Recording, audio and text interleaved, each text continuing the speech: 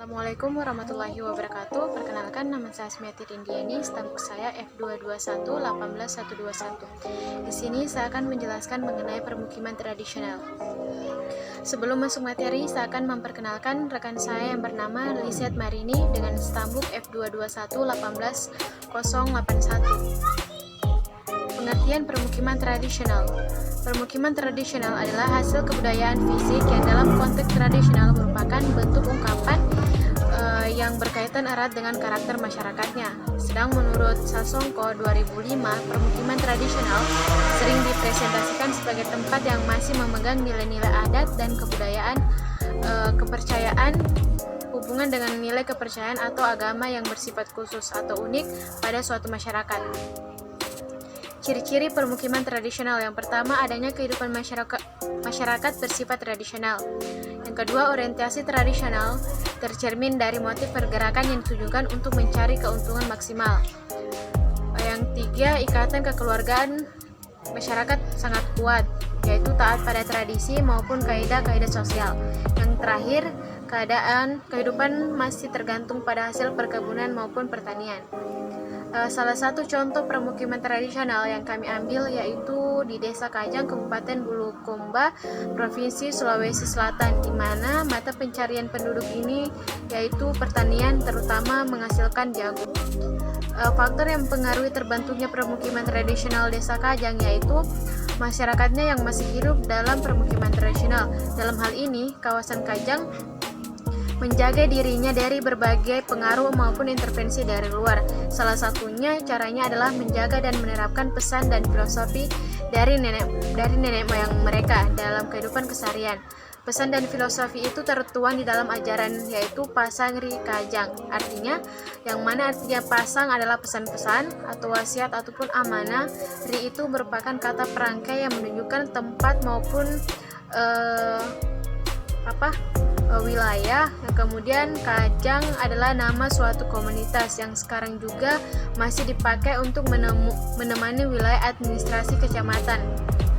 Kemudian pola permukiman tradisional Kajang yaitu terdiri dari beberapa variabel permukiman yang semuanya itu merupakan perwujudan dari masyarakat yang taat pada ketetapan yang telah digariskan oleh Tauri Arena, yang itu Tuhan Yang Maha Esa kepada mereka melalui pasang, yang itu temuan yang mana terdapat di situs-situs kawasan Kajang yang meliputi rumah tradisional, pagar batu, ada sumur, batu panurungang, batu temu gelang, batu pemujaan, batu datar, batu pelantikan, batu bergores, dan lain-lain.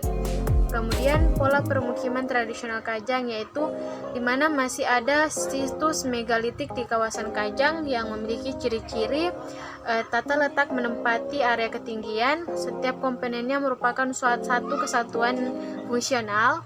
Yang terakhir itu berkaitan dengan keletakannya, yang mana dapat dipastikan bahwa objek digunakan dalam rangka aktivitas pemujaan atau penghormatan kepada oknum tertentu. Situs-situs megalitik di kawasan Kajang ini masih menunjukkan adanya pergeseran fungsi dari konteks masa lalu ke masa sekarang, mana perilaku yang masih dapat diamati sampai sekarang menunjukkan bahwa keterkaitan manusia dengan gejala alam merupakan suatu yang terintegralistik dan tidak dapat dipisahkan satu sama lain. Kemudian perlakuan menafaskan religi dan pemujaan yang berlangsung pada situs-situs di kawasan ini dalam bentuk pemberi sesajian yang diletakkan di atas tumpukan batu atau dolmen atau altar dengan harapan dapat terpenuhi maksud dan hasrat mereka. Sesaji ini adalah bentuk perilaku tertua yang masih dapat disaksikan sampai sekarang. Maknanya adalah sebagai simbol pernyataan tunduk dan patuh kepada sesuatu yang dipuja maupun yang disembah, yang wujudnya dapat berupa arwah leluhur atau nenek moyang. Kemudian pola permukiman tradisional Desa Kajang itu masih dalam situs Islam, di mana di kawasan Kajang ini memiliki ciri-ciri khusus, yaitu berada pada tempat ketinggian yang terdapat keberlanjutan dan perpaduan budaya. Kemudian setiap komponennya merupakan satu kesatuan.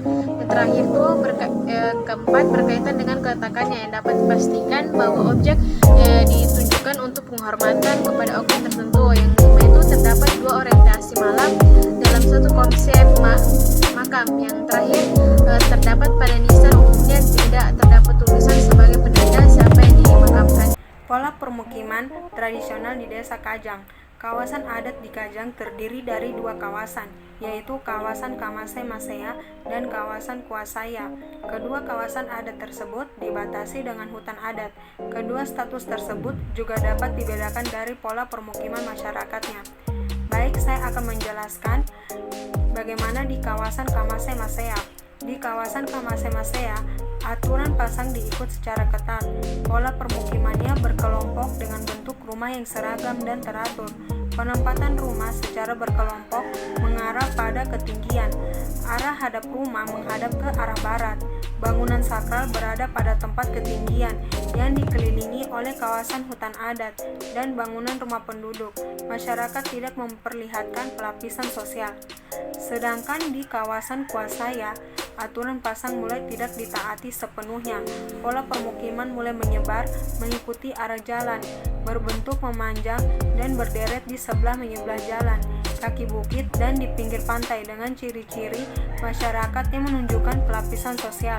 Tidak ada orientasi khusus ke salah satu mata angin. Bangunan sakral berada di tempat ketinggian yang dikelilingi oleh bangunan rumah. Apabila didasarkan pada hasil penafsiran bentuk dan fungsi budaya materinya, di kawasan Kajang setidaknya dapat dibedakan antara ruang hunian dengan ruang keagamaan. 1. Ruang hunian yang terdiri atas 3 bagian dengan penamaan tempat yang berbeda, yaitu tanah toa atau benteng, positana atau bongki, dan tanah lohea. Tanah toa merupakan hunian masyarakat yang menganggap dirinya turunan Tau Kentarang atau biasa disebut turunan Amatoa, menganut patuntung dan masih mengikuti ajaran pasang secara ketat. Di positana atau bongki merupakan sebutan bagi pemukiman yang berada pada bagian timur kawasan Kajang. Masyarakat yang menghuninya adalah masyarakat yang menganggap dirinya sebagai turunan Galarang. Mereka pada umumnya adalah pejabat yang bertugas membantu Amatoa dalam hal berhubungan dengan masyarakat di luar dusun. Benteng, tanah lohea yang penghuninya menganggap dirinya turunan bangsawan. Di sini juga tempat hunian para pembawa agama Islam di kawasan Kajang. Yang kedua, ruang keagamaan berada di 3 lokasi situs, yakni di situs Tanah Toa, situs Positana atau Bongki, dan situs Anong Guru Lapopo. Ruang keagamaan terdiri dari ruang keagamaan berada di 3 lokasi situs, yakni di situs Tanah Toa, situs Positana atau Bongki, dan situs Anong Guru Lapopo. Ruang keagamaan terdiri dari ruang pelantikan pemimpin adat di bidang spiritual atau pelantikan Amatoa, ruang pelantikan pemimpin di bidang pemerintah sekaligus sebagai ruang upacara. Pola permukiman tradisional di Desa Kajang. Ruang keagamaan di kawasan Kajang berada di 3 lokasi, yaitu Tanah Toa, Positana, dan Anong Guru Lapopo, yakni 1. Ruang keagamaan di situs Tanah Toa berada di bagian barat, terletak di dalam kawasan hutan keramat. Pada area ini terdapat beberapa temuan arkeologi yang diperuntukkan untuk upacara pelantikan Amatoa, yakni batu panunggang, batu temu, gelang, dan urut tunggalaka atau biasa disebut makam tunggal yang dianggap sebagai makam Amatoa I atau biasa disebut Bohe Ama.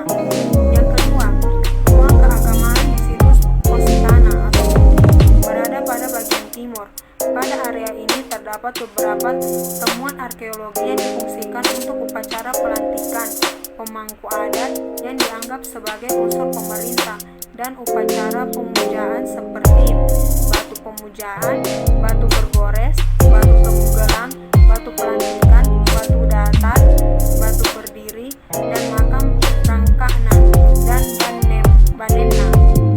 Yang ketiga, ruang keagamaan di situs Anong Guru Lapopo berada pada bagian barat. Pada area ini terdapat temuan arkeologi yang digunakan untuk secara pemujaan seperti menhir, dolmen, batu datar, dan batu bergores. jelas nampak bahwa di kawasan Kajang memiliki 3 lokasi area ruang keagamaan. Baik, selanjutnya saya akan menjelaskan pola permukiman tradisional di Desa Kajang secara pola hidup masyarakat di Desa Kajang. Dalam hal ini, daerah Kajang luar lebih bisa menerima peradaban teknologi di zaman sekarang jika dibandingkan dengan Kajang dalam yang belum bisa menerima secara yang berhubungan dengan teknologi seperti perkembangan saat ini. Contohnya adalah listrik yang tidak digunakan oleh komunitas masyarakat Kajang dalam. Maka tak heran jika yang tidak digunakan oleh komunitas masyarakat Kajang dalam. Maka tak heran jika di daerah Kajang dalam tidak ada listrik. Selain itu, jika berkunjung ke sana, Anda juga tidak diperbolehkan mengenakan sandal saat akan memasuki daerah kawasan Amatoa atau biasa disebut Kajang dalam. Ini karena sandal disebut sebagai teknologi oleh mereka. Masyarakat suku Kajang pun demikian. Mereka sehari-hari tidak menggunakan sandal. Bentuk rumah di Desa Kajang, yaitu bentuk rumah kedua di daerah ini berbeda. Hal ini dapat dibedakan dari penempatan dapur dan tempat buang air. Jika dalam masyarakat Kajang luar, dapur dan tempat buang airnya berada di bagian belakang rumah, maka di daerah Kajang dalam atau kawasan Amatoa, dapur dan tempat buang airnya berada di bagian depan. Keadaan masyarakat di Desa Kajang. Jika di daerah Kajang luar, masyarakatnya lebih modern dan berhubungan dengan perkembangan zaman dan berbagai hal yang ada pada saat ini. Berbeda dengan masyarakat Kajang dalam yang masih hidup dengan cara-cara lama. Perbedaan ini pun terlihat dari kegiatan ekonomi dan pemerintahnya. Kajang dalam tidak dapat disebut sebagai masyarakat yang primitif karena mereka memelihara alam agar terjaga dengan lestari. Makna warna di Desa Kajang. Hitam adalah warna sakral bagi penduduk Kajang dalam. Warna ini merupakan warna adat yang khas dan kental di kesakralannya serta kemistikannya. Seluruh masyarakat dalam menggunakan pakaian yang berwarna hitam dan bagi Anda yang ingin berkunjung ke sana saat memasuki kawasan Amatoa, pakaian Anda kenakan harus berwarna hitam, tidak boleh warna lain. Warna hitam dipercaya oleh masyarakat Amatoa sebagai bentuk persamaan dalam segala hal. Masyarakat ini pun percaya bahwa tidak ada warna hitam yang lebih baik antara yang satu dengan yang lainnya, karena memang semua. Pernikahan masyarakat di Desa Kajang. Dalam masalah perkawinan, masyarakat suku Kajang terikat oleh adat yang mengharuskan mereka untuk menikah dengan sesama orang yang berada dalam kawasan adat. Jika tidak demikian, maka mereka harus hidup di luar kawasan adat. Bagi pasangan yang bersedia mengikuti segala aturan dan adat istiadat yang berlaku di daerah kawasan adat, maka merekalah yang